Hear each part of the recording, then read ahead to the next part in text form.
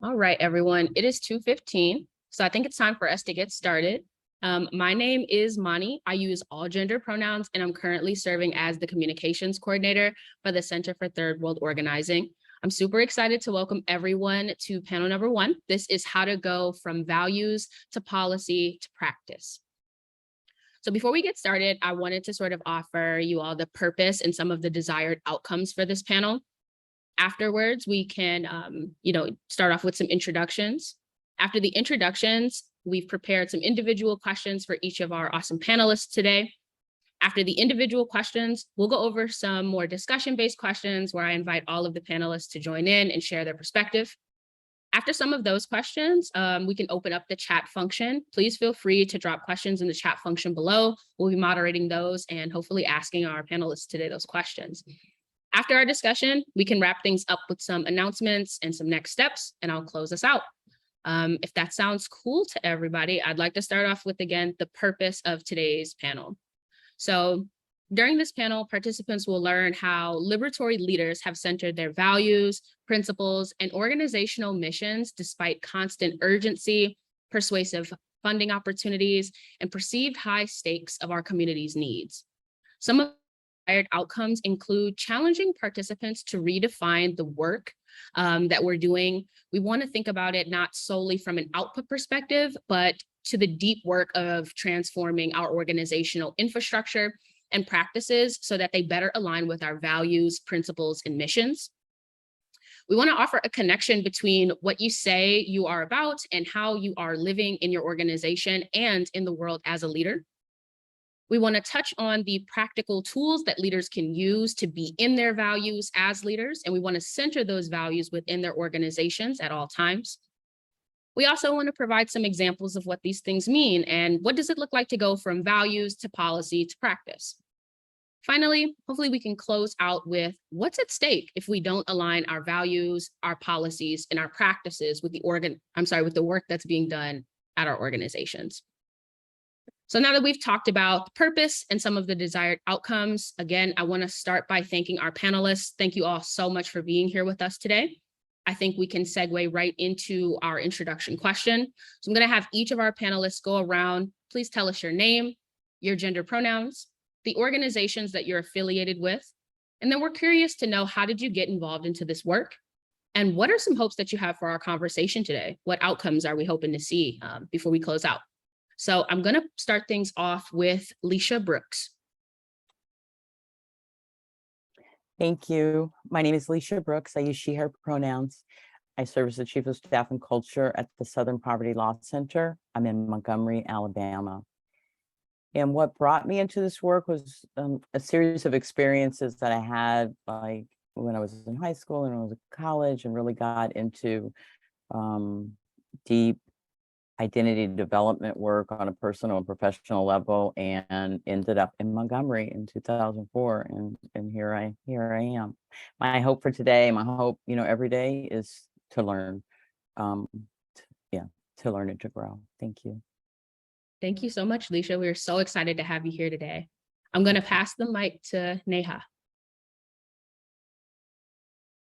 Thank you, Mani, and thank you so much to C2 for hosting this. And I feel really honored to be here in this space. As a young, this is dating myself, 20 years ago, organizer, 22 years ago, C2 had such a major influence. I never got to go through the MAP program, but everybody else in my life did, and had such a big influence on so many of the organizations I worked with or were in partnership with. So it's just really an honor to be here, and also to be with Leisha and Elissa. It's really an honor to be here on this panel with you all. So thank you.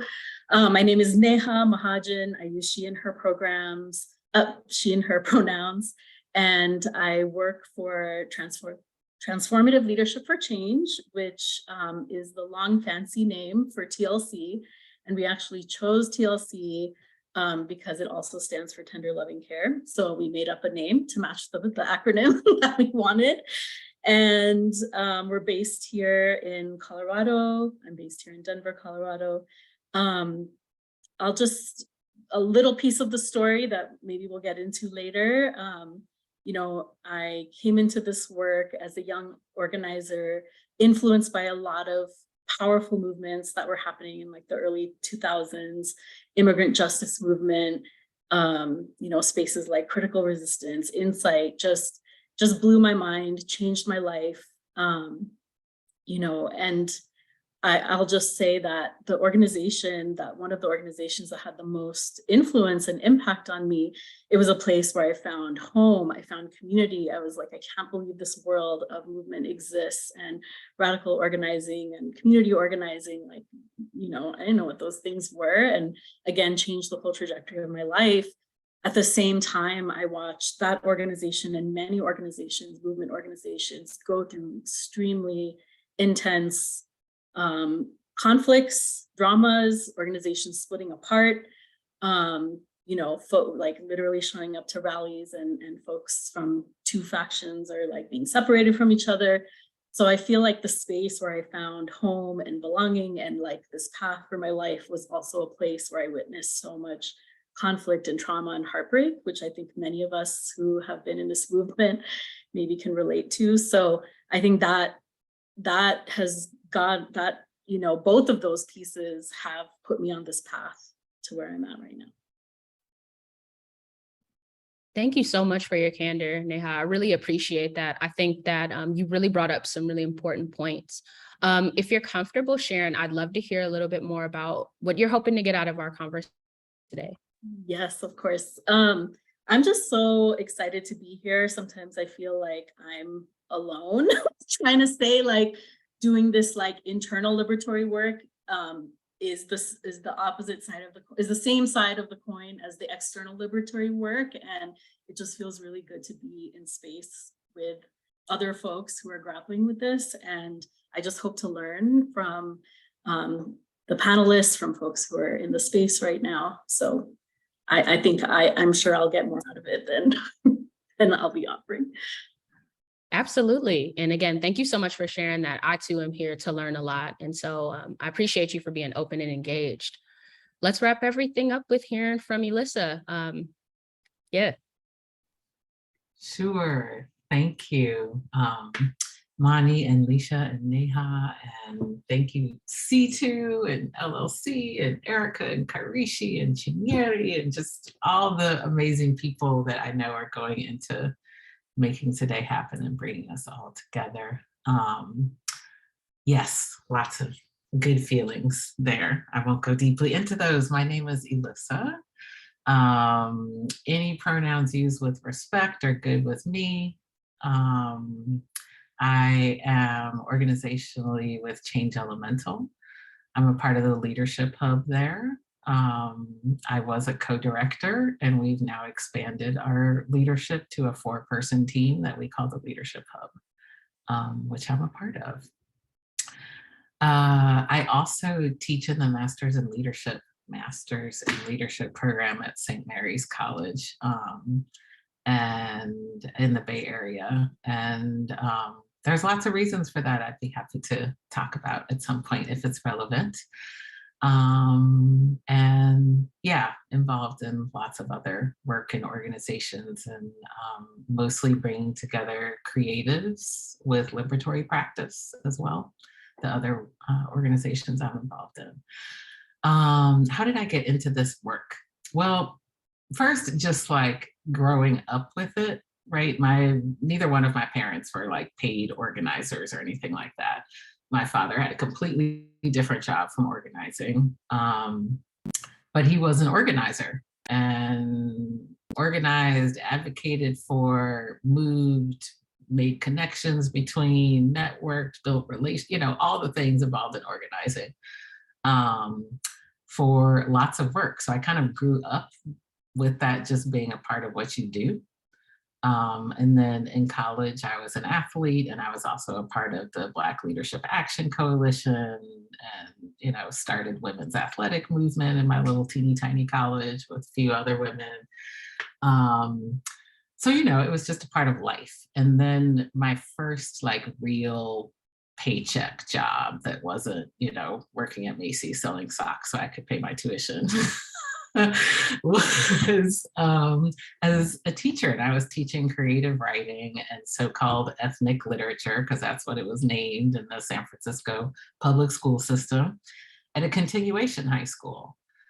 And it was wonderful. You know, I am a writer. I write fiction, I write poetry, and that was what I thought I wanted to do, was write and work with youth, and especially Black and Brown youth, in their own writing and storytelling.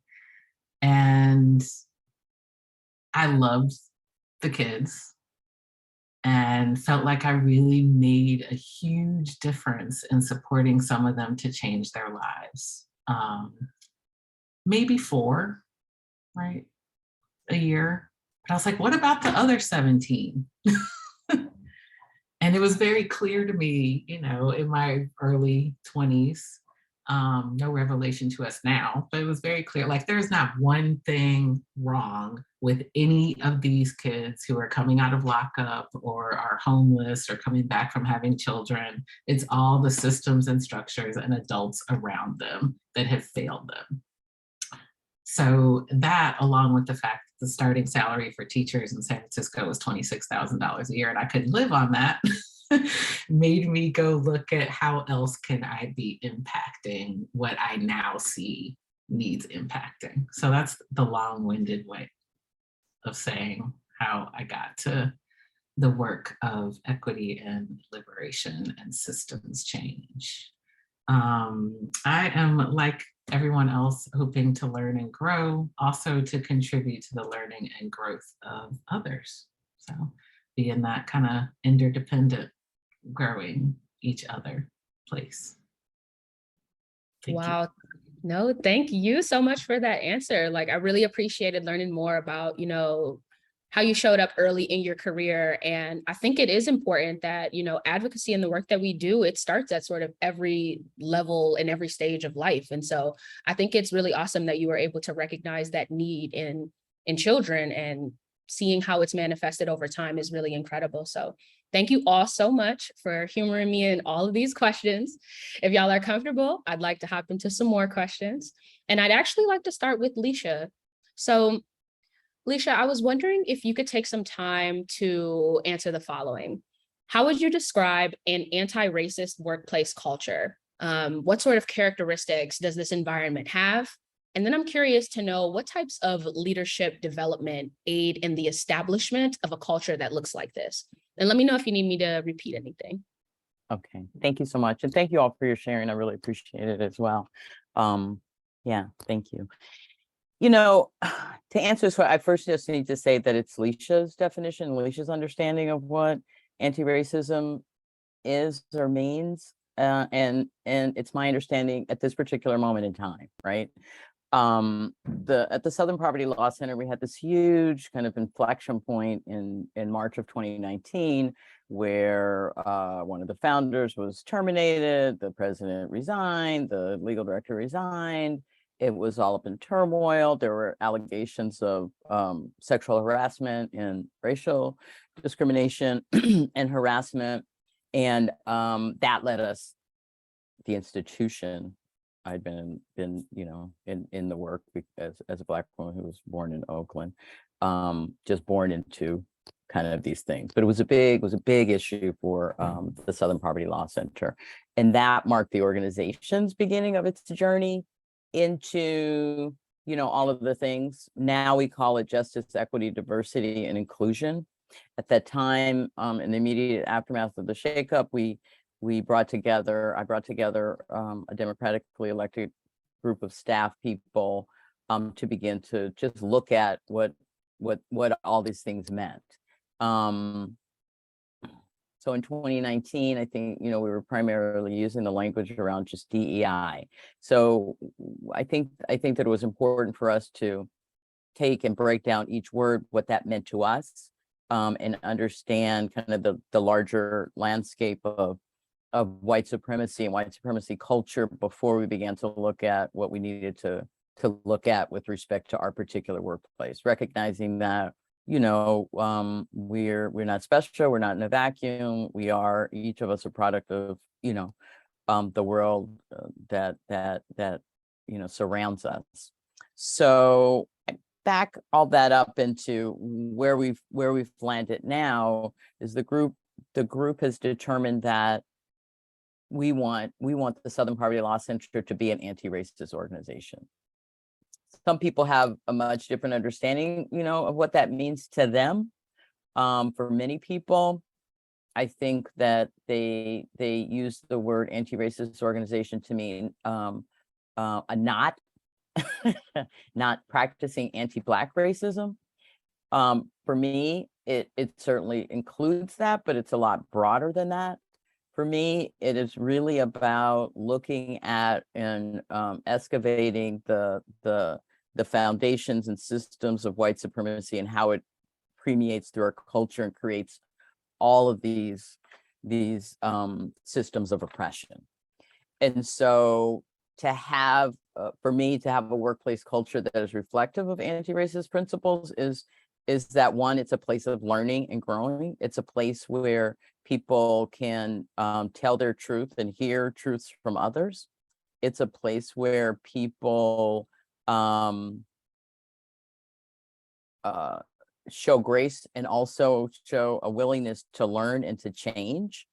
It's a recognition that, like Beverly Daniel Tatum said a long time ago about, kind of racism and all, we just all breathe it in. So I'm of the opinion and have been for, I don't know, forever, that none of us is immune to it. It may show up in different ways, and some ways might have the impact or feeling of some kind of feeling about it, but all of it needs to be addressed and worked through. We all have kind of a path, I think, a path to growth, and part of undoing, dismantling white supremacy for me is working with one another, with love and respect, to get there and to recognize that we can all get there. Because, and this is again within the context of the organization, the organization has org-wide values that we want to commit to, and we'll continue to learn about what we mean by anti-racist workplace culture all along the way. We're just like learning and growing, kind of headed towards this, what we call South Star, because we're in the South, of who we want to be. And certainly we want to be an organization that does what they can to dismantle white supremacy. I don't know who it was, Neha. I don't know if it was you that was talking about hope. I wrote something down. Oh, home and belonging. and so for me, an anti-racist workplace culture is reflective of that it feels like a place where we belong. Each of us belongs. So that was a long-winded answer. Sorry about that. The leadership development that kind of goes along with that is that we commit ourselves to being a learning institution, that each of us is like in it to learn and to grow and to help one another to learn and to grow. And to kind of, to your point, Alyssa, around offering what it is that we can to aid in the growth of other people, right? So we do kind of more standard things around leadership development for folks that are in management. We use the management centers trainings and send everybody kind of through those kinds of things. We've been working with Rockwood Leadership Institute on developing the leadership skills for folks, because in the work of the center, everyone, I believe that everyone kind of who joins the staff at the center has good intentions and good purpose in terms of creating more just and inclusive communities and society, but everybody comes to it at a different place. So we need to come together and figure out how we're going to be together. I think someone also made mention of the alignment of the work that we do externally, aligning with how we live and treat each other internally. So we've spent the last 3 years really, really, really doing that hard internal work, and it's been really, really hard. We also unionized over the course of the last 3 years too. that served to, I think, had a really positive self-empowering impact on staff. It also pushed management, which I am, to listen better. And we just signed our CBA this summer. Really super happy. It was like 18 months of hell, but you know, it's it's a really good contract. I'm proud of the contract. I'm proud and happy for the workers. And that means more training for management as well. So when you layer like all of the things, just what it is to be kind of an organization that works in the justice space, we're just so hard on ourselves in terms of like, oh, we're not doing this right. And I think we forget that we're unlearning and undoing just a lifetime of shit that we inherited. So that's what I would say to that. The last part, I think, was the qualities I hope that new leaders possess. Hope, empathy, love, patience, but most importantly, like, yeah, empathy and love. I think that it's really just necessary as we, you know, fight. It's important to show some love to one another so that we can get through that fight. And so I feel like sometimes we forget that, and forget that you know, we are kind of on the same side. So, you know, rather than trying to burn down the house, let's try to like make sure that if we were going to burn down the house, okay, but could we make sure that everybody gets out, you know, alive and well? That would be good. So I'll stop there. Thank you so much for those responses. I really appreciated your answers. And I could tell immediately when you mentioned that, like, the anti-racist sort of working space or workplace culture, your definitions are going to change. And I think that speaks to sort of the continuity and the commitment that we all have to doing this work and to, like you said, learning and unlearning. So thank you so much for your answer. I really appreciated learning that from you. I'm going to pass. No problem. I'm going to pass the mic to Alyssa. I was wondering if you could take some time to define the following terms. So would you be able to define equity and liberation rooted leadership development, as well as culture change processes? And then what is sort of the praxis of these terms? What do these terms look like in real time? How are they practiced in real time? After that question, I do have one more for you. I know, I'm just piling them on. All right. Thank you, Mani. I will do my best to leave enough time for the second question. There's a lot in this first question. So, you know, like you, Leisha, this evolves, right? So this is a moment in time, and lots of people have contributed to my thinking, our thinking on this. Yeah, and most primarily in terms of what liberation and liberatory practices look like. I'm building on the work of Monica C. Dennis. So I want to name that up front. And I'll say more about what that looks like when I get into the definition.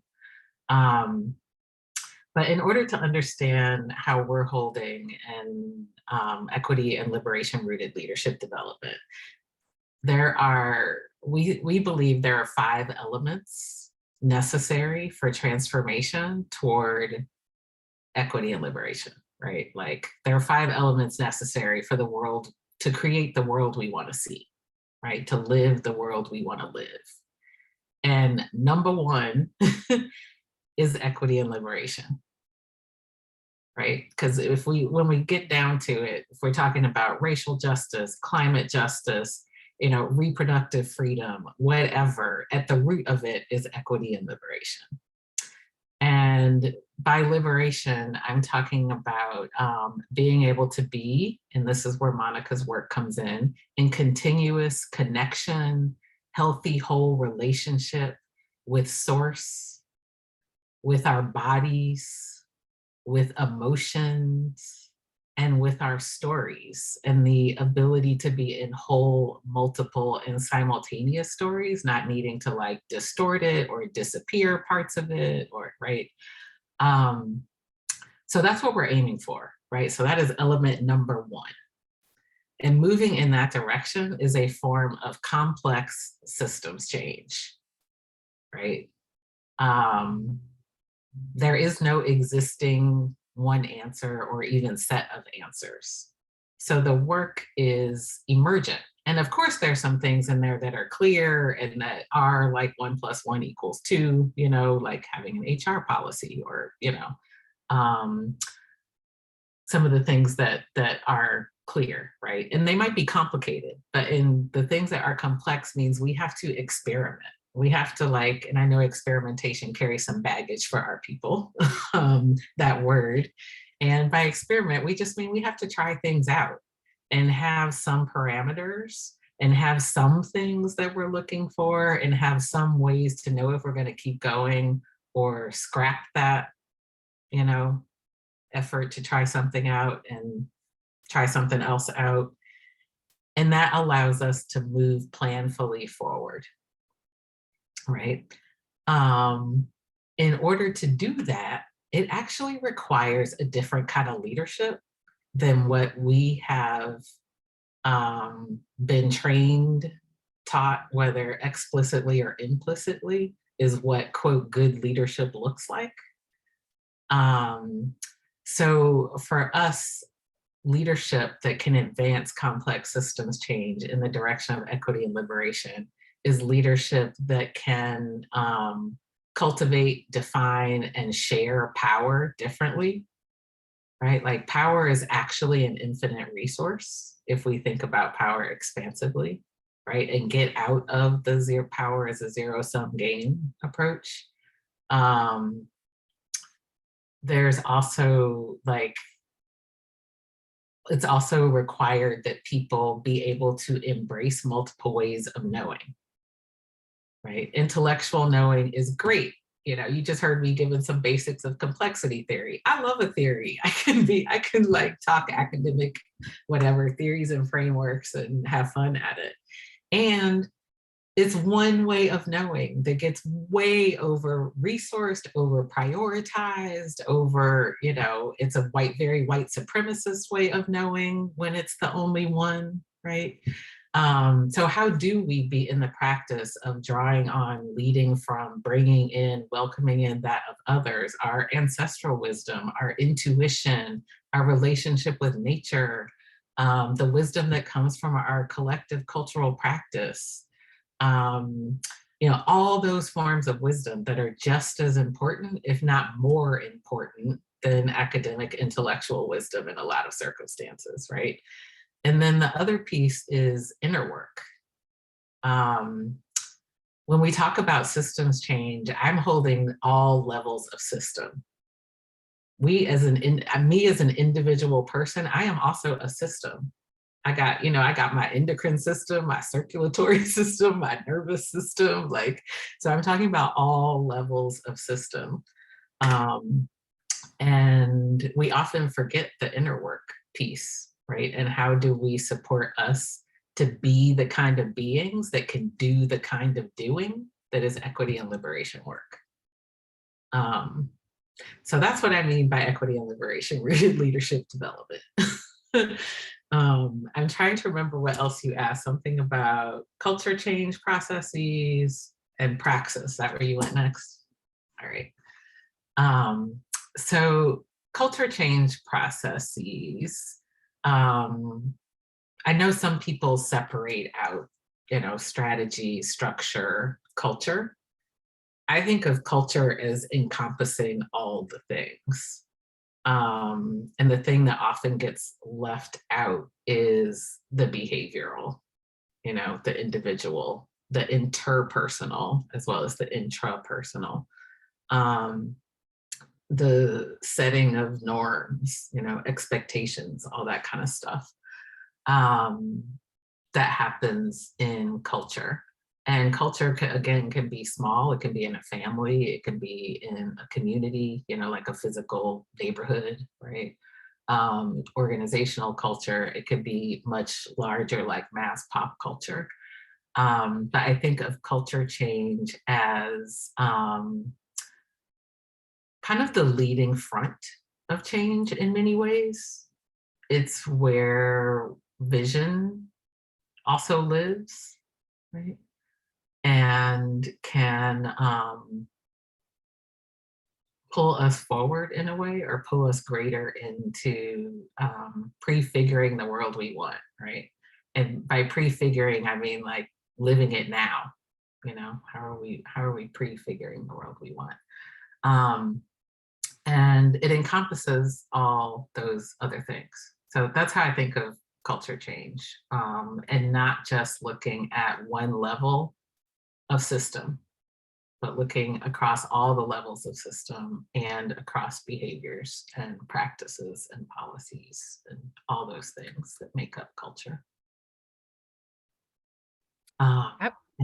Go ahead. No, I was just gonna thank you for that response. I think that's super helpful. I really appreciated you taking the time to walk us through the terms as well as describe how they show up. I really like the connection that you made, the system connections. Like, I thought that was awesome. And I also agree with you that wisdom, it would be remiss to miss out on wisdom from other elements within our culture. And so I appreciate you for shedding light on that. I think that's super helpful. One more question. I'm curious to know, so of the organization of Change Elemental, which of the values, if not all, would you say that you feel the most sort of personally, spiritually, and then professionally aligned with? Wow. Okay. So our stated values are love, dignity, and justice as one value, compassion, curiosity, and integrity.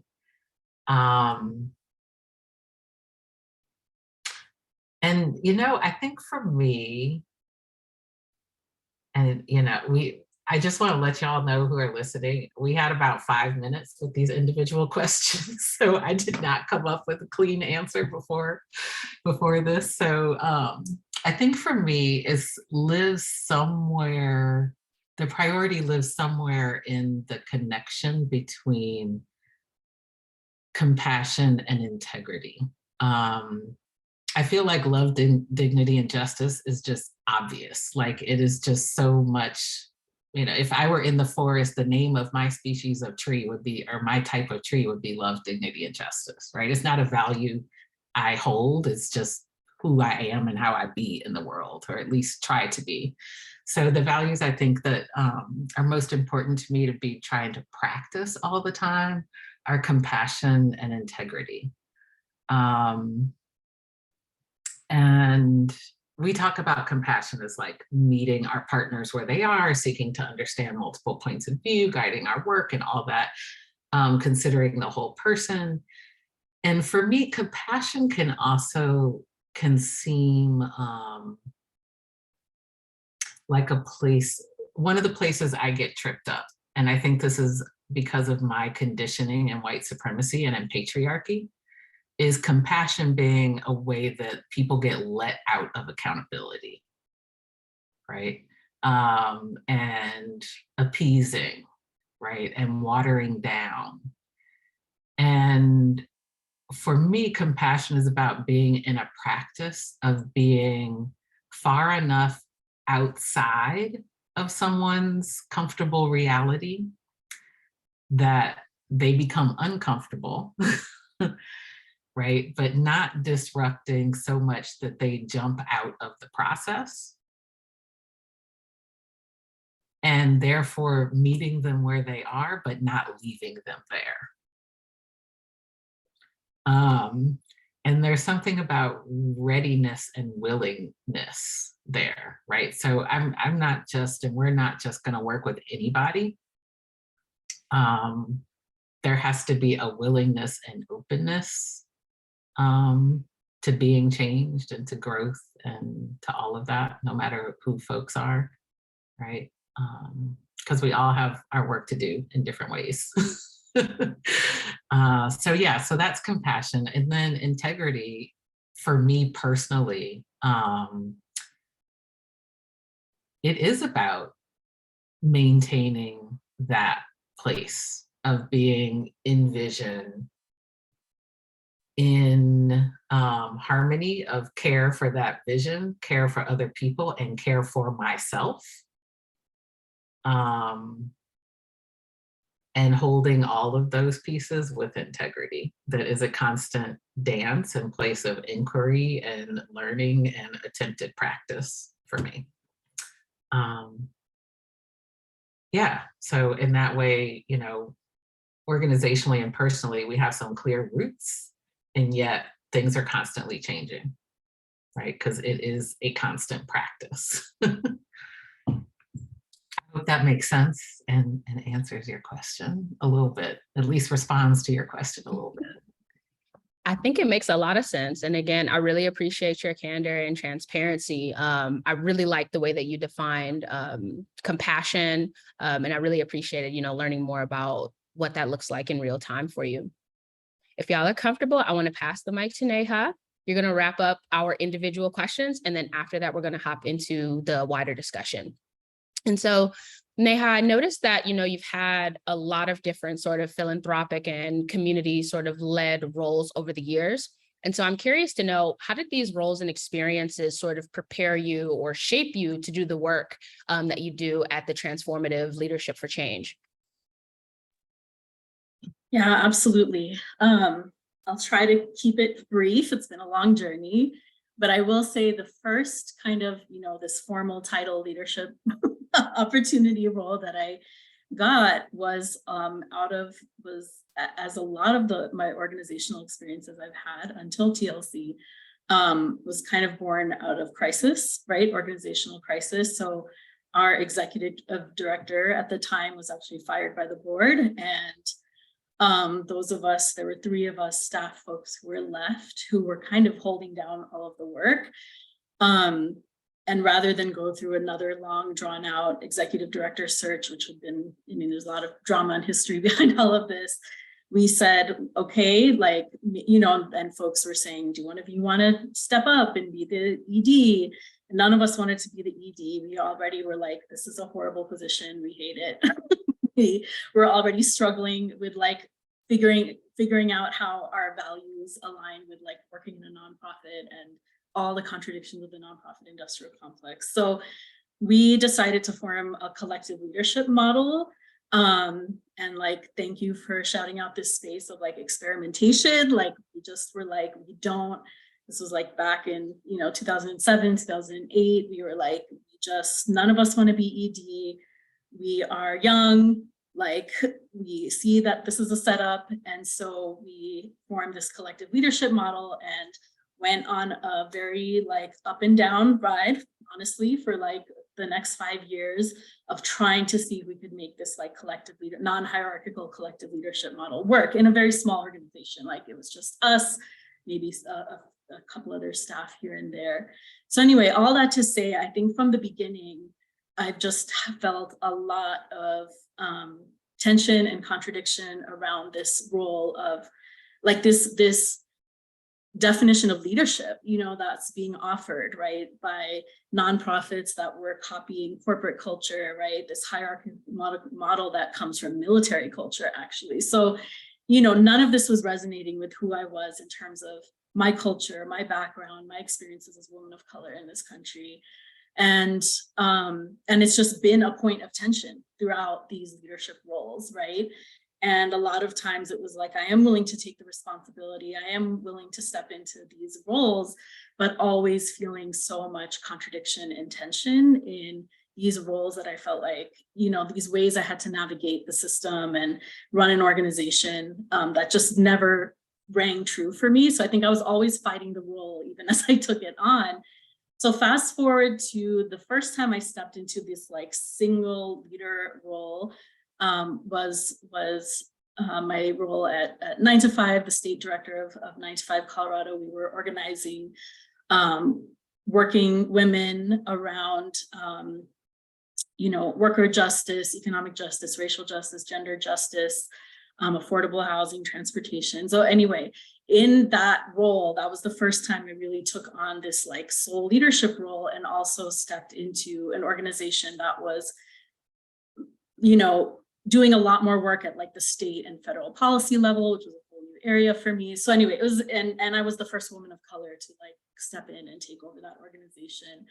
It was an extremely challenging experience to walk into that space. I kind of knew what I was getting into. I knew like a lot of years of like, you know, some of what it meant to take over an organization like this, who's saying they want racial equity, they want transformation, they need a change, right? And then many, I think all of you know, many of you know, you know, many hard realities of what that looks like. So anyway, during that time, I'll say, you know, one of the most interesting things to see was in Denver. For the first time in all these years, I saw women of color taking on some leadership roles, key leadership roles of organizing groups, whether folks were starting their own organizations or taking over historically white-led organizations. And we kind of naturally and authentically started getting together to support each other just out of survival, right? So these were like the tears, the like phone calls, like I want to quit, and you know, telling each other you can't quit because I don't know how I'm gonna make this without you. So it was just very like organic survival, finding each other. We were showing up at these coalition tables, you know, and economic justice and kind of the labor world is still a space where, you know, white men still dominate, you know, so we were like the sole voices kind of raising issues of race and class and gender and community organizing and all this stuff. We were like, we gotta have each other's back and stick together. And at the same time, you know, honestly, we also noticed the ways that we were kind of being pitted against each other, or seeing our own internalized white supremacy and patriarchy and capitalism coming up and impacting our relationships, right? So yeah, like you have funders, you have national networks, right? Affiliated networks, the whole organizing world, like, you know, there are tensions and beefs, right? Like this national network has beef with that national network, and now that's like playing out locally, right? Funders are giving one group a grant and not another group a grant, right? Or just some people are being picked and tokenized to sit at some table and represent community, and another person isn't. And, you know, at the same time, we were dealing with our own stuff, right? I can say, even myself, right? I'm doing this work from a place of justice, from these deep values for the people, for our communities. And at the same time, yeah, there's a shadow side, like I felt like I had a lot to prove stepping into this role. I was insecure, like I did not want to fail, right? I had a lot of expectations of perfection on myself. I see another group getting money and I'm not, like, what am I doing wrong? I feel a little competitive. Like, I don't like to admit these things, but it's there, right? And so we really had to be like, you know, we noticed and we said we got to do things differently. Like we cannot let these forces divide us. And that's not to say we shouldn't have like real principled differences and talk about, like, you know, maybe differences we have in our politics or strategies or whatever, but at the same time also recognizing how much, you know, division is being caused by this white supremacy culture that we're just living in and operating in and have internalized. And so we really said we got to create a space where we can really deal with this. We kind of said, if we have conflicts with each other, let's try. Okay, it's not perfect, it's still not perfect, but let's try to deal with it face to face with each other's support, instead of talking behind each other's back, let our oppositions divide us. I mean, we were in the middle of ballot campaigns, legislative campaigns, all of this stuff gets used against you, right? And fractures the work. And so at the same time, there was a funder who had funded a lot of the, like, quote unquote progressive ecosystem in Colorado, that was concerned about all these organizations that were struggling, right? These like organizing groups and progressive communications groups, whatever, however they define this progressive ecosystem. There had been a lot of challenges, a lot of turnover, burnout, organizations not being able to sustain themselves. And actually that funder even withdrew at that time. The practice was like, oh, we don't know who your new leader is. You just brought on a new person. Like, you don't have a track record. Like, things are shaky. They would actually like pull their money, right, from the organization. Like, hope you make it, you know? So anyway, after a lot of people pushing back on that, it was like, okay, you got to support leadership, right? So that message finally came through, and they started convening some of us. It had actually started off as a predominantly white ED kind of space, and then more and more turnover was happening, and we were stepping into these roles. And, you know, good intentions, they were like, okay, we did all these surveys, leaders, especially leaders of color, are struggling. You know, what do you need? Do you need like technical skills? Do you need leadership courses? Do you need, you know, all these things, like great white liberal good intentions around our deficits and what skills we were missing, right? And, you know, we, you know, because we had started kind of organizing our own space, we decided to use this opportunity to like push back, to organize, and to get something that we really wanted, which wasn't this, right? So, and many of us are either like overqualified with like tons of degrees to like, again, prove ourselves and be legitimate, or have like decades of like experience doing this work, right? And, you know, some of us are like, yeah, I may not know how to like, you know, do financials, but I'm a hustler. I know how to figure this out. I know I'll find somebody to do it, right? Like, or, you know, I'm quote unquote overqualified according to mainstream credentials for this role. That's not what we need. We don't need classes, we don't need courses, and we don't want to be, I hate to use this word because it's so messed up right now, but groomed into like being a dominant culture leader, like running nonprofit. So many of these programs, like, this is how you run a nonprofit, this is how you manage staff, and it's all coming from corporate, right? Like management trainings, all this stuff. And we're like, I'm not saying that we don't need to figure out organizational stuff, but we do not want to do it in the image of this, right? We want to do it on our own terms. And so we really organized, we pushed back, and we said, first and foremost, you want to talk about burnout, you want to talk about turnover, you want to talk about, you know, like, we got to start with like understanding our own trauma. We got to create a space of healing. That is the foundation. We need a space where we can actually talk about why am I addicted to the work? You know, like, why do I refuse to go to the hospital when like things are coming up, and I'm going to put the movement ahead of like, you know, my own health and well-being, right? There's a lot that goes in there, right? And there's a lot we have to like unpack and decolonize, and, you know, just really start from a place of like love and healing, which is why the whole TLC thing is like tender loving care. Like, forget about all this other stuff. That's the basis, that's the foundation. We want a space that centers love, that centers healing, that centers our wellness, that lets us kind of struggle with some of these harder things. And so TLC, you know, to the credit of the funder, they listened, they stepped back, they were like, here's the money, you designed the thing. And so this beautiful experiment that's still continuing, it was born. And the last, I'll say a few more things and then pass it back. But, you know, we ended up saying, we really want to see transformation. For now, we're calling it on these 4 different levels, right? So there's this deep individual transformation, there is organizational transformation, there is transformation in our coalition spaces and collaborative work, all the different ways we collaborate. And then there needs to be transformation of the whole ecosystem. And we're like, you know, this isn't about individual deficit. Yes, there's individual healing and transformation we need to do as BIPOC leaders, right?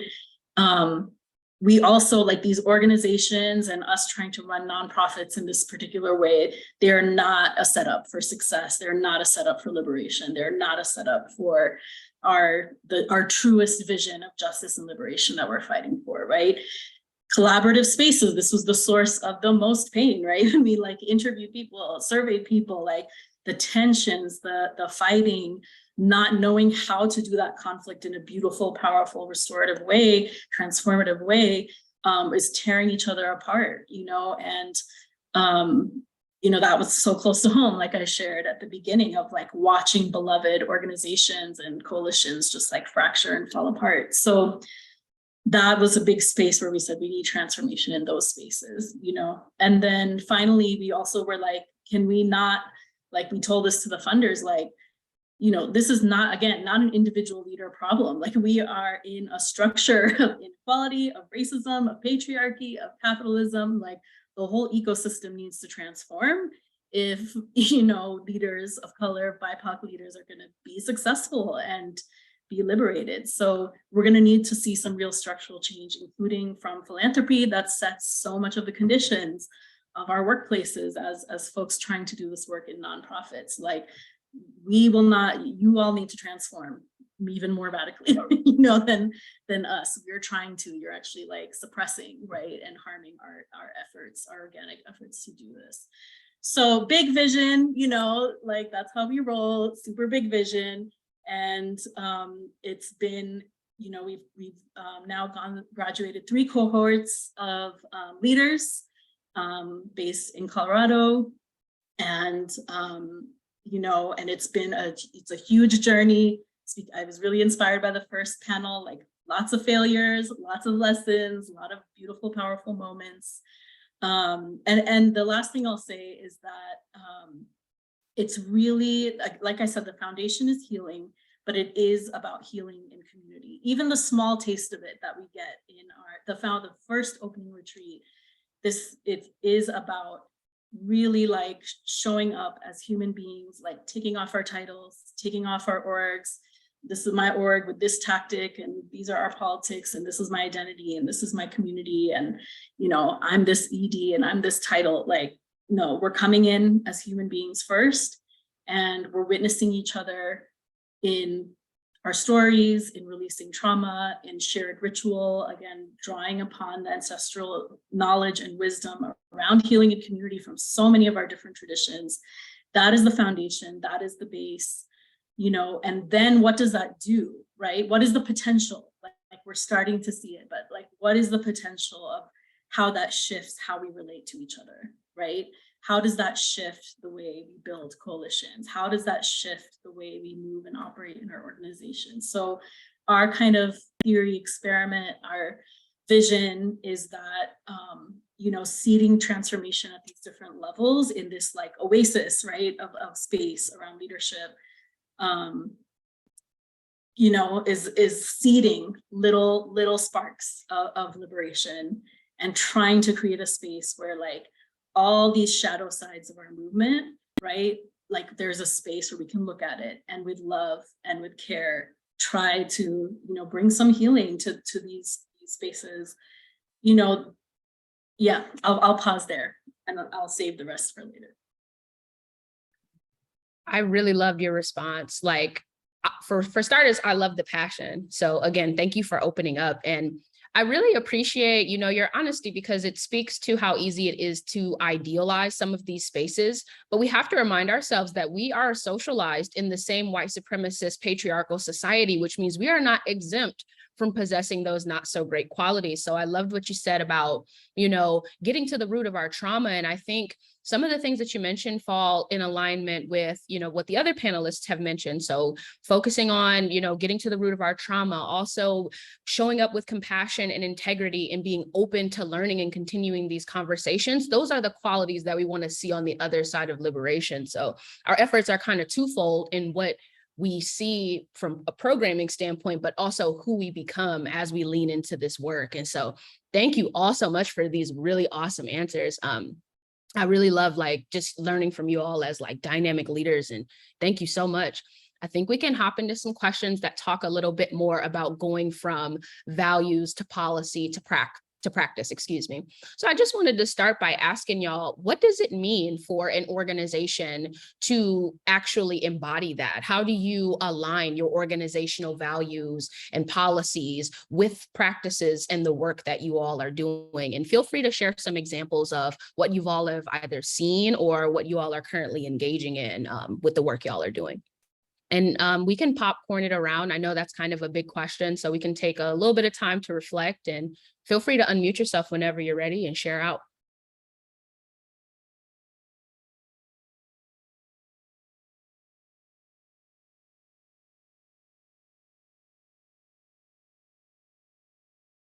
I also want to remind attendees, we will definitely have time to go over some questions in the chat, so feel free to drop them below if you have any ideas or any burning questions.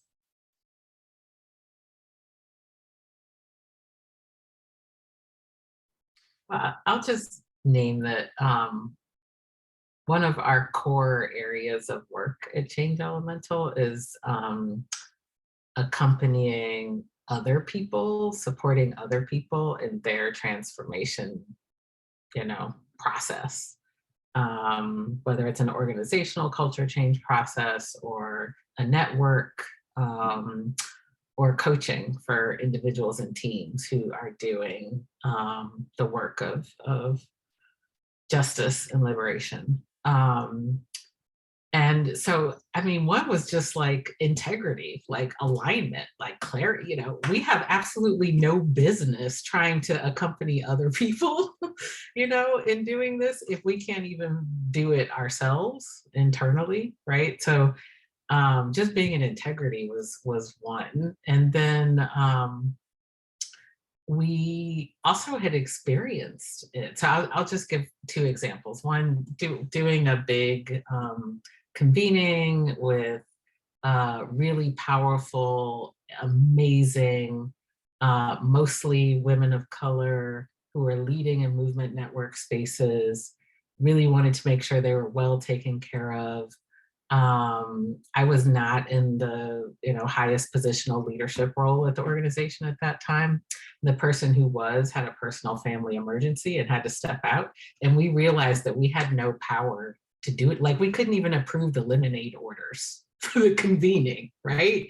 And so, I mean, it was just a real clear pointer to, we have to really figure out how we share power differently. Like this is not conducive to the world we want, right? So that's a small example. And then at the beginning of COVID, realizing that some of our HR policies were actually really jacked up. And like, we must rectify this immediately.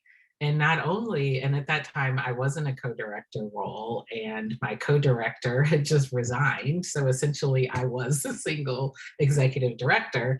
So not only did it need to be rectified, I also needed to like apologize and come clean and hold that mistake differently than it had been held in the past.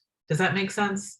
So, because I think a lot of what it means to be living liberation, especially as we come up against and live in that tension between the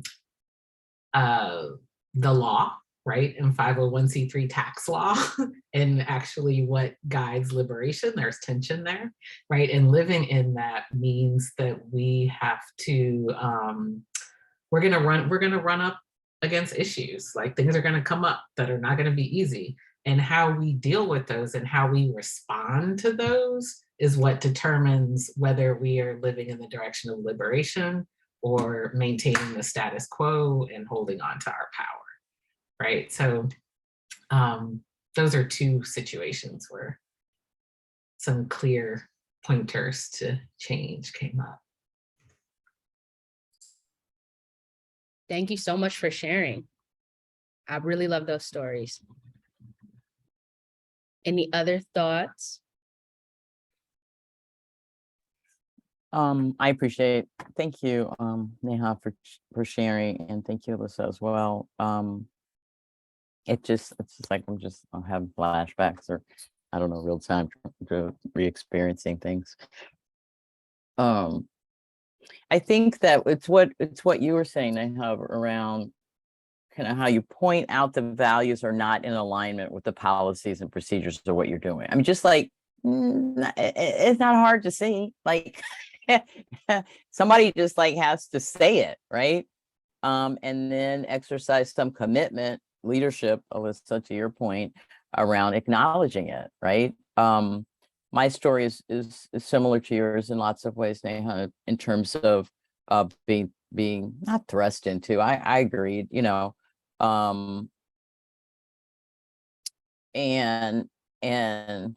I don't know, we all agree for our own for our own purposes, but Black women had agreed to or volunteered to serve as interim president, and I'm like, well, I have to help her, right? Like, I helped these white guys for like 12 years. Like, I just felt like I had to.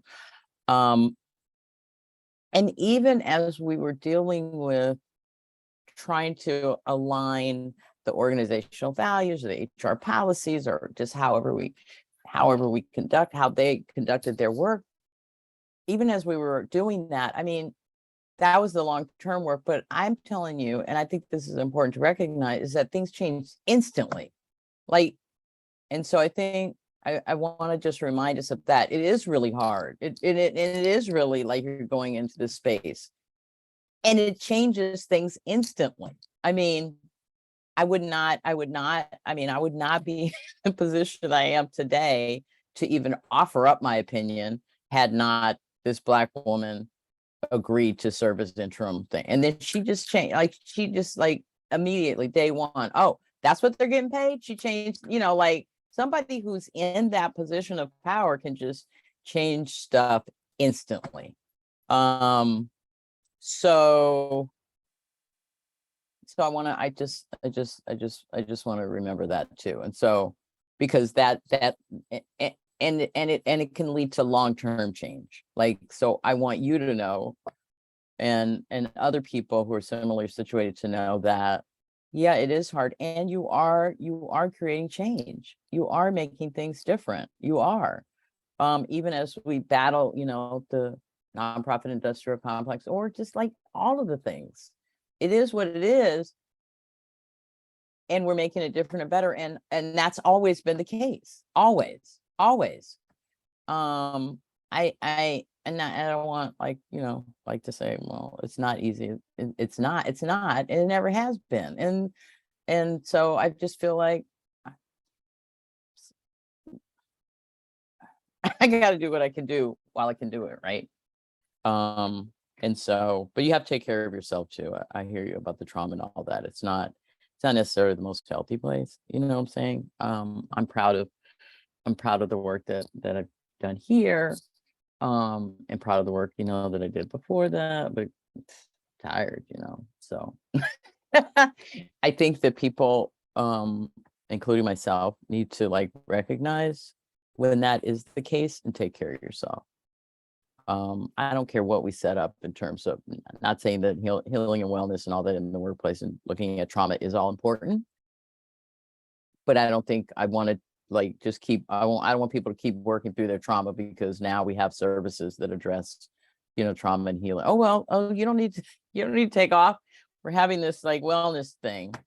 You know what I'm saying? Or like meet with the group and, work it out. I think that we need to take breaks and take care of ourselves and find ways to bring ourselves joy, like go in the forest. That's what I heard from you, Alyssa, even though you didn't say it. I was like, I bet she goes into the forest. Like, and I'm trying to figure out what that is for me, because I don't know, because I just like been doing the work like since I got in it. And I don't think it's a good place to be at the end of your career. Like, well, what is going to bring me joy? I'm trying to figure it out, but like I should have some joy along the way. So that's what I would, that's You absolutely should have some joy. We should absolutely.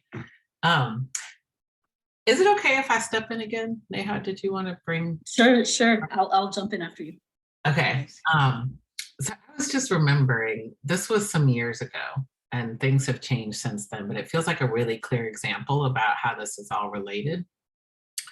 So we were newly into the role of co-directors, and we did this values assessment work. And one of the ones that came up as an area of concern pretty much across the whole team was self-worth. We all had our own reasons for why self-worth was an issue for us, right? So separate from that, we realized that we were a smaller team then, but that 6 out of the 7 of us lied on Harvest, and Harvest is our time tracking system, meaning that we would say something took us 3 hours, even if it really took us 5. Or if we didn't finish something on Friday and we finished it on Saturday, we wouldn't record that time. And so we realized there was all this labor. And sometimes it was talking on the phone with someone to like help them through a personal challenge they were having, right? Didn't record that time, right? So there was all this labor that was happening that was not being recorded. And it boiled down to, you know, for me, it was like, oh, I'm a new co-director. And if the board knew that it really took me this much time to do something, and am I worth the amount of money I'm getting paid? And, you know, and. So this time tracking and the way that we like impacted how we were defining our own worth to each other, right? And it was so connected to our own unhealed trauma about the different things we were showing up with. Right. And as we started to do value more inner work practice and healing practice individually and collectively, that started to dissipate some, you know, and we're, you know, of course, there's still some legacy of it in the organization, but things have palpably in very real ways shifted since that time. I hope that's a helpful illustration. I'm just like nodding my head over here like nonstop. Yeah, I've literally done that. I probably still do that. So yeah, that's real. And just building on what both of you said too, I really, where I'm at now is I feel like it is a both and also building on the opening plenary, you know, that, you know, what is the deep personal work, that this work has to happen individually, but it also has to happen in community. And we need both. It's not an either or, it's a both and I really believe that our movements do need to create spaces. You know, right now, the way we're doing it is like, you know, this isn't in one organization. We're like taking folks from many different organizations into a space to like build this community together, right? But then people getting a taste. I mean, for me, getting, you know, having folks who brought healing justice principles into a movement space, the folks who gave me a little taste of that, it was the first time I had permission to really say like, it's okay for me to also spend some time on my own healing and finding spaces of community healing. And I didn't feel like I had permission. Like the folks who raised me politically were like so powerful, so badass. And we're also like, spirituality and religion are like an opioid of the masses. Like, you know, we are organized the very, very hardcore organizing culture. Like there was no room for like self-care. I mean, I have a lot of problems with those terms, right? But like, there's no space, you know, very different. I'm like so inspired by the generation coming up behind me that is adamant about rest and joy and care and trauma and all these pieces, because, you know, very powerful, you know, people shaped me in good and bad ways.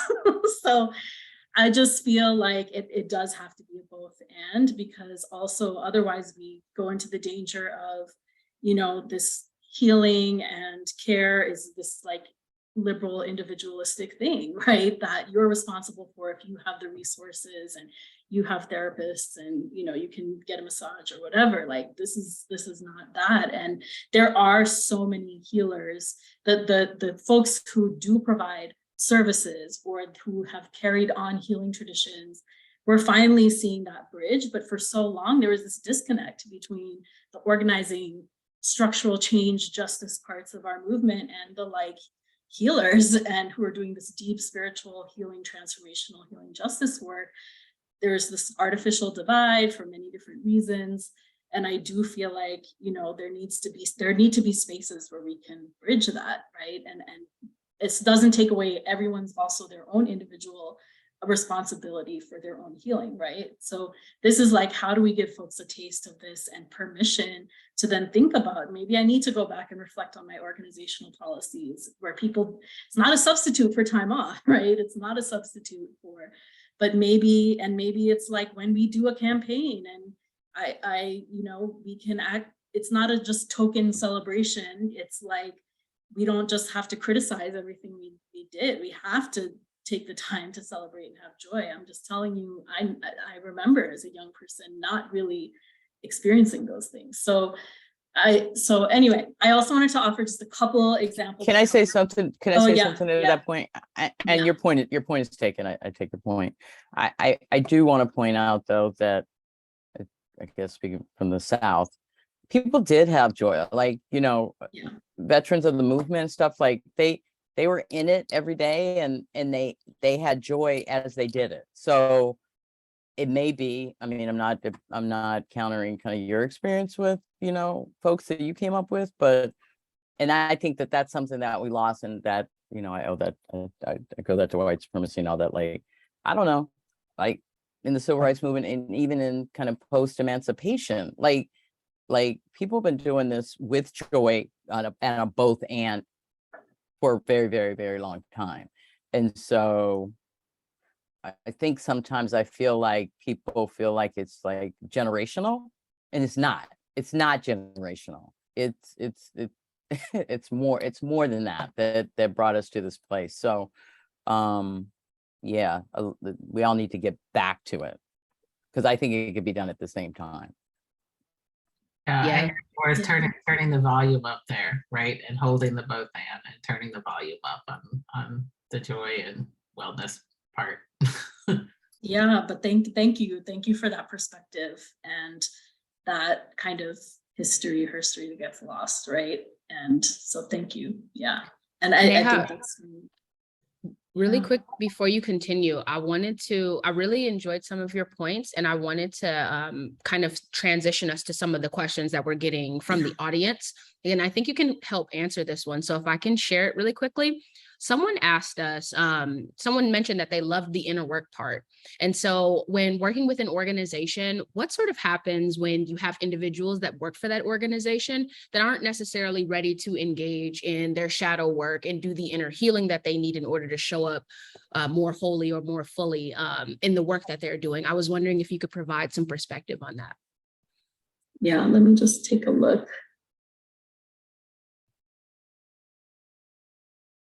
Yeah, I think this is that first question, like somebody saying, this feels forced. And yeah, I think this is a really hard question, like, I think right now, I truly have the privilege of like, building this space, TLC, and now getting to work here and building a team where, it is a very strong, like, opt-in consent, like, Alyssa was saying earlier, like there is a willingness.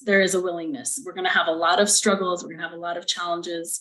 For example, like one of the things we're trying to live our values around is conflict, right? So that was a big reason we formed TLC. We're still figuring out, we're still struggling with how to hold that space for the fellows as they go through the leadership program and for ourselves and each other, right? So we know it's going to be hard. But everybody who's there is kind of like committed and willing to figure out how to work through it, right? So there is some element of like, and there is an opt-in and a consent piece. I also like little beginnings of some like circle training and stuff that we've been given and offered is, consent. You have to have consent, right? You can't force people to go through conflict resolution circle. There has to be consent, right? So I think, I think it's tough. I think there's, how do you create a culture that, people can kind of opt into, right? You can't push people beyond where they're at and where they're ready, which is why, it's very different to be a space that's come 100% about this type of healing work.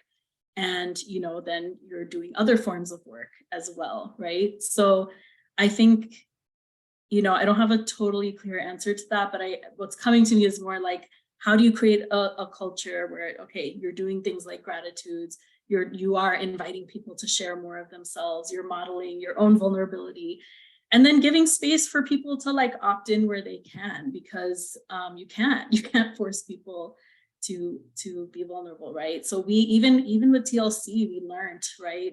Again, this is like, it's a fellowship. We like offer people stipends. We're like inviting them into this space.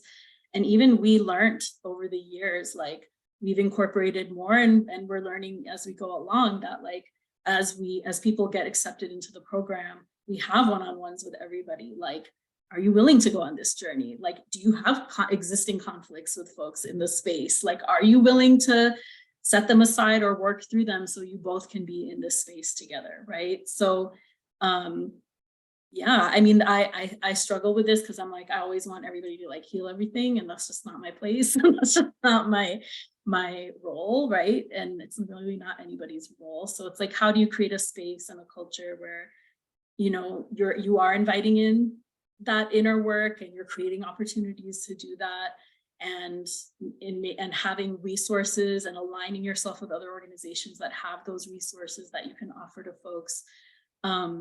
And I think you just can't force people. People have to participate at the level that they can participate. Gotcha. Thank you so much for that answer.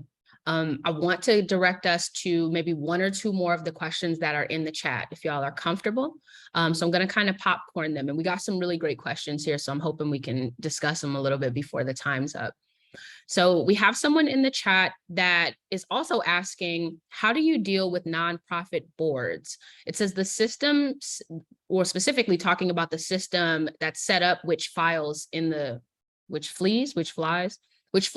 face of liberation. So I think what this person is alluding to is, how do you deal with nonprofit boards that might not necessarily sort of engage in behaviors that align with the mission and goals of other organizations? How do y'all handle that? I can speak to how you got to move them off. Like, we've been in a kind of a staged transition of moving people off the board, and I think that goes back to the thing about leadership. Who's in that leadership position that reports to the board is also has great power in determining who's going to be on the board. So we have shifted our board at least 60%, and now, I mean, it's a whole different thing, and they have to be able, the people you bring on, be really clear with them about who and what you want to be organizationally, and be really clear that's what they're bringing to, and let go of the thought to, oh, I should have funder, I should have a foundation, I should have a money person, I should have people who can donate money, that kind of thing.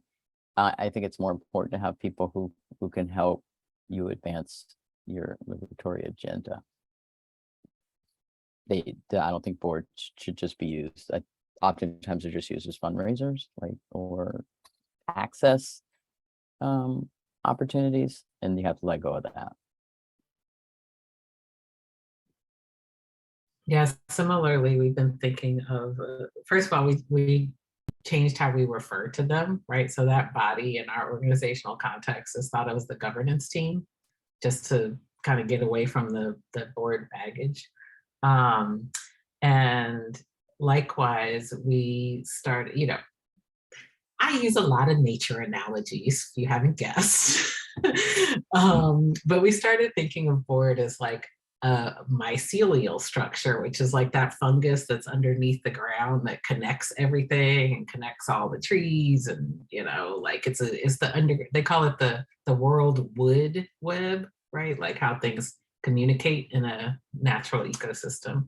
So we started thinking of, how is our governance team operating like that, in support of our liberatory agenda, right? Like you said, Leisha. So yes, some of that is fiscal resource, and they contribute to that in different ways though, right? Like our presence in the field, they do participate in some of our fundraising efforts, but it's more about being in the big questions with us, helping us advance our experiments, bringing ideas, right? Like also being kind of an accountability structure to us in the field because of our role in the field. It's important to us to be in an accountability practice. I'm not saying that we're good at it, right? We just started turning attention to that in the last few years. But our governance team is a part of our accountability practice in some ways too, and I should say is becoming more of that, right? Because it's not a set thing. But yeah, so really it's thinking about how do we hold governance team in a way that it fulfills the functions that are necessary for the legal requirements. And that is the minimal, that's 10% of their role. The rest of their role is how are they working in mycelium type ways to advance our liberatory agenda. I just have to jump in because we're really vibing with that, because that's where we're at. We have what we call a governing council. So, at least trying to like just shift that model. And similarly, I think we currently have a fiscal sponsor. We did make a decision to become a 501c3, even with all the contradictions, all the ways that we're challenging it. So I think we're on the same tip of like, what is the bare minimum we need to do to comply with this legal status? And then there's so much more that can be done. Like we just limit our imagination, right? Like this is a tax status. It's not a way of running the world and running our organizations. So let's do the bare minimum to be in legal compliance, and let's revision, right? What we want this to be. And one way, again, where we're trying to live our values. For example, we're trying in our last cohort, we had a really powerful, healer and circle keeper come in and actually lead 2 of our fellows through a conflict resolution process in circle, in community. And it was very powerful. And I think us as like folks who are our staff and on this governing circle, we're like, we need to be in practice of doing this with each other. Like we can't say we're doing this for our leaders and community and not learning these tools and learning these practices and doing it with each other, right? And so what we're kind of this Saturday, we're going to have a training on what does it mean to operate as a circle. Our whole leadership team, which includes staff and the governing circle, what does it mean to form our governance in that way? What are the rules? What are the practices? If and when, not if, when we have conflict, when we go through hard decision making, what is our process of coming to resolution? So we're trying to, create a different model, or actually really like remember, like to Leisha's point, remember these models, remember these, they're just under the surface and living in our histories. Let's remember these ways that we dealt with things and govern things and adapt it to the current conditions, right? So I think we're trying to, I'm just urging that there's no defined way to run a nonprofit. We can kind of do whatever we want. There's a lot more freedom than we give ourselves to redefine what these structures have to look like. Thank you all so much. I really enjoyed this conversation. I can tell that you all are super wise and passionate. And again, I just really appreciate everybody's candor. I didn't mean that like a funny way. I meant that in a real way. Okay, so I do have one more question before we close out. But before we close out, I want to do a little bit of housekeeping. So for my attendees on the call, I want to let you all know that if you click the following link, I'm not sure if y'all can see this in the Q&A section, but it is the event schedule. That will take you to your next schedule that you want to attend. So you can click that link in order to get on track for the next panel or the next workshop that you have. And then before we close out, I just wanted to ask you also, we've talked a lot about the work. We've talked a lot about unlearning and learning things and the individual and shadow work that we need to do, but I'd be curious to know, what does it look like for you all to sort of practice rest? What does it look like for you all to experience joy? If y'all could list 1 or 2 things that y'all do to sort of uplift those ideas, I think that would be super helpful to close us out.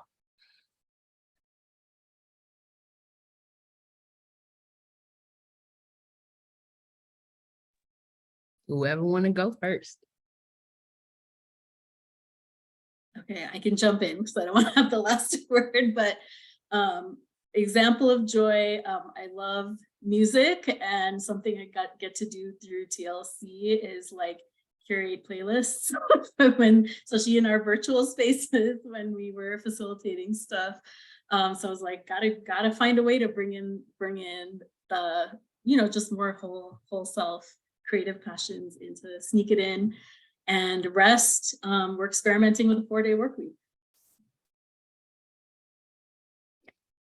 Thanks. I don't have Love the last that. word either. So a practice that I've been doing for a few years or so. It's like I really protect my quiet time in the morning, which is like the only time I have. And so, I just like, sunrise and some time, just quiet, just journaling, just sitting, just being, before everything just begins to not unravel, but just happen. And it's just super, it's super important that I have that time and space. Very helpful. All right, I guess that means I have to go last. So, I mean, in a short form, it's weaving across those elements, like how much time we spend and how much depth we go to in those elements and the practices of liberation, right? So being in story, connecting with source, working with our emotions, all those things, being in our body. So what that actually looks like, last spring, we had really varying comfort levels with gathering because of COVID. And we had budgeted for an in-person staff retreat.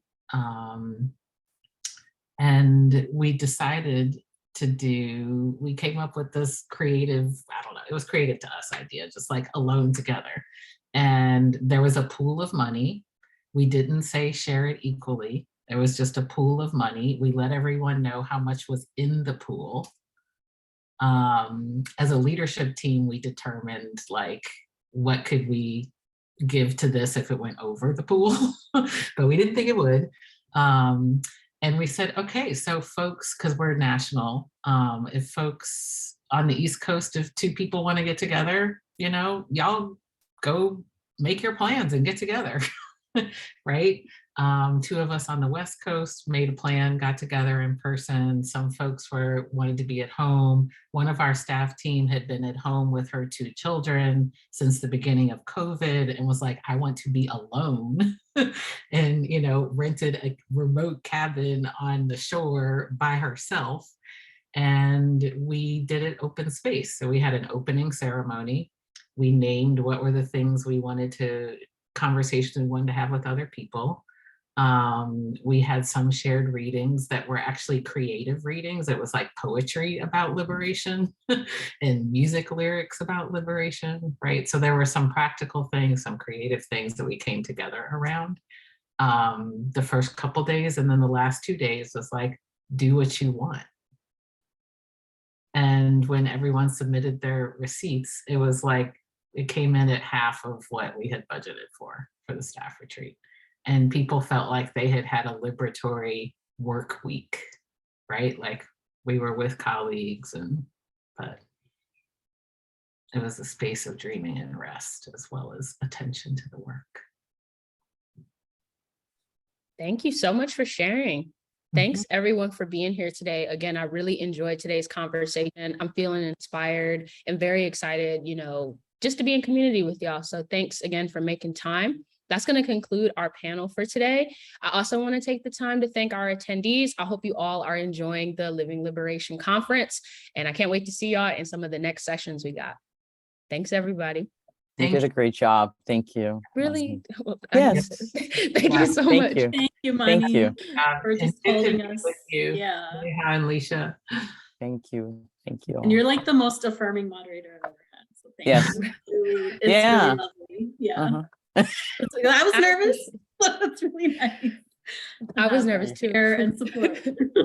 You're Yeah, great. Yeah. where have we met before? I know we've met before. Me and you, we probably have in past. I think Neha and I have met. Oh, I feel LOL. I don't know where. our paths Well, have definitely We'll crossed. figure it out somewhere. Mm.